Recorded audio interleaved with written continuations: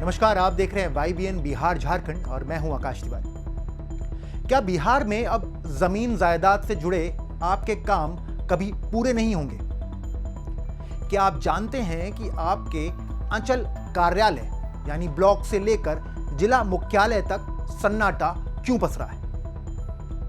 पटना से एक ऐसी खबर आई जिसने बिहार सरकार की रातों की नींद उड़ा दी है।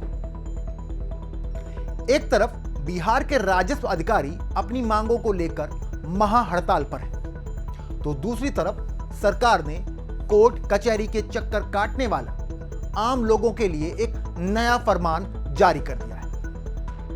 आखिर क्यों 300 अधिकारियों के काम पर लौटने की खबर को कोरा झूठ बताया जा रहा है?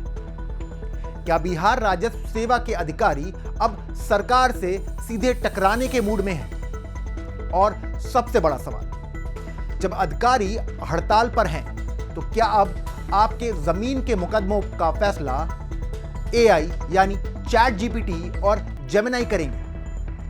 आज की इस विशेष रिपोर्ट में हम बिहार राजस्व के इस सिस्टम फेलियर की पूरी कहानी डिकोड करेंगे। वीडियो को अंत तक जरूर देखिएगा क्योंकि यह मामला आपकी जमीन और आपके अधिकारों से जुड़ा है।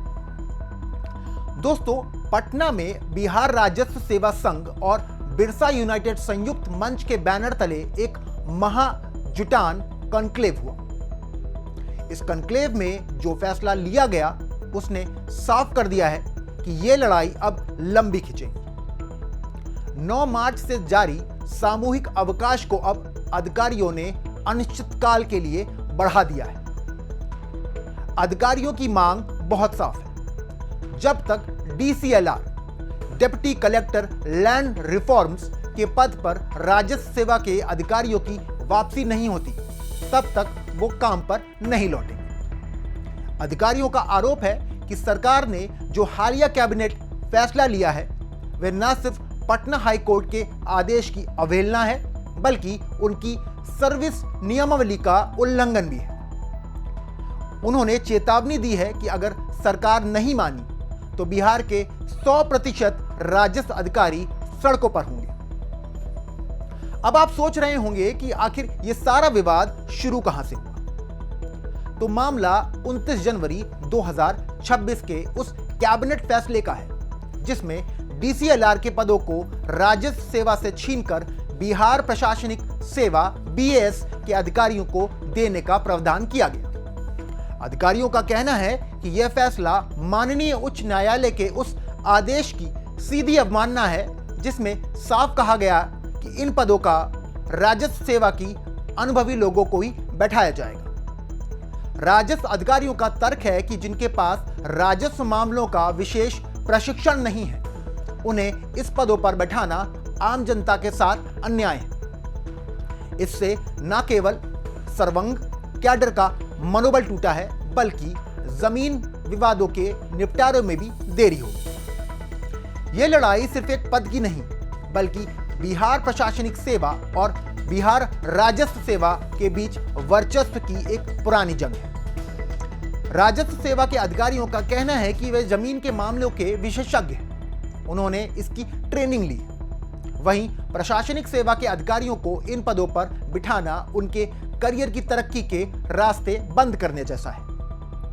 अधिकारियों का तर्क है कि अगर डॉक्टर का काम इंजीनियर को दे दिया जाए तो नतीजा क्या होगा? ठीक वैसे ही राजस्व विभाग में हो रहा है। संवर्ग की अखंडता और नैतिकता पर यह सीधा हमला है जिससे अधिकारी अब बर्दाश्त करने के मूड में नहीं। एक तरफ अधिकारी अड़े हैं तो दूसरी तरफ बिहार सरकार ने भी अपनी रणनीति बदल दी है। राजस्व एवं भूमि सुधार विभाग के सचिव जय सिंह ने सभी प्रमंडलीय आयुक्तों और DM को एक पत्र लिखा है। समृद्धि यात्रा 2026 के दौरान जब जमीन के मामलों पर भारी पेंडेंसी देखी गई तो सरकार के हाथ पांव फूल गए। अब सरकार ने 7 सूत्रीय नई गाइडलाइन जारी की। इसमें सबसे चौंकाने वाली बात यह है कि अब राजस्व न्यायालयों में मुकदमा के निपटारे के लिए चैट GPT और जेमिनी जैसे AI के इस्तेमाल की अनुमति दे दी गई। सरकार चाहती है कि 15 अप्रैल तक सभी लंबित वादों का निपटारा हो जाए। लेकिन सवाल यह है कि क्या एक मशीन जमीन के पेचीदा कानूनी मामलों को सही फैसला दे पाएगी? बिना अधिकारियों के ये आदेश जमीन पर कैसे उतरेंगे? अब बात करते हैं उस सबसे चौंकाने वाले पॉइंट की, राजस्व न्यायालयों में एआई और उसका इस्तेमाल। सरकार ने अनुमति तो दे दी है कि अधिकारी चैट जीपीटी और जेमिनी की मदद ले सकते हैं, लेकिन जरा सोचिए, बिहार में जमीन के विवाद कितने पेचीदा होते हैं। कहीं 50 साल पुराना कागजात है तो कहीं पुश्तैनी बंटवारे का पेच। क्या एक एआई मॉडल बिहार के भूमि सर्वेक्षण और खतियान की बारीकियों को समझ पाएगा? जानकारों का मानना है इससे फैसलों में मानवीय संवेदना और स्थानीय समझ की कमी हो सकती है। कहीं ऐसा ना हो कि मुकदमों के जल्द निपटारे के चक्कर में आम जनता के साथ नाइंसाफी हो जाए। दोस्तों, इस आंदोलन के बीच एक खबर उड़ी कि करीब 300 अधिकारी काम पर लौट आए हैं, लेकिन राजस्व सेवा संघ ने इस खबर को पुरजोर खंडन किया। उन्होंने इसे भ्रामक और झूठ करार दिया। संघ का कहना है कि आंदोलन कमजोर नहीं बल्कि मजबूत हो रहा है। उनका आग्रह है कि सरकार दमनकारी कार्रवाई करने के बजाय समस्या का समाधान पर ध्यान दे। डीएलएओ और डीसीएलआर जैसे पदों पर राजस्व सेवा के अधिकारियों की बहाली इसी हड़ताल को खत्म करने की एकमात्र रास्ता है। जब तक कैबिनेट अपना निर्णय वापस नहीं लेती, बिहार के अंचलों में ताला लटके रहेंगे। इस हड़ताल का असर सिर्फ फाइलों तक सीमित नहीं है, बिहार सरकार के खजाने पर भी इसका सीधा असर पड़ रहा है। जमीन की रजिस्ट्री से लेकर दाखिल खारिज और विभिन्न प्रकार के राजस्व कर की वसूली ठप पड़ गई। समृद्धि यात्रा 2026 के दौरान खुद मुख्यमंत्री ने पाया कि प्रगति की रफ्तार बहुत धीमी है।